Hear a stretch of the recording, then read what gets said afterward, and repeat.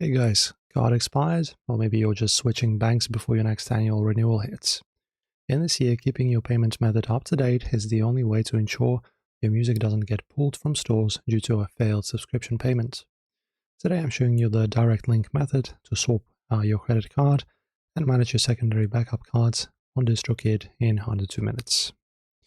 So firstly, let's fix the card that pays for your DistroKid membership. So you just need to log in to your dashboard and click on your profile icon in the top right corner.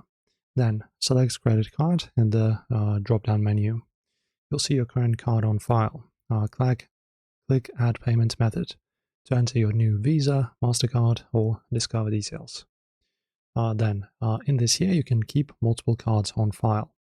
If your primary card is declined, DistroKid will automatically try your secondary so that your account stays active. And then what if you don't want to use a raw credit card? So DistroKid now fully supports Google Pay and Apple Pay for subscription renewals. When adding a new method, look for the digital wallet icons.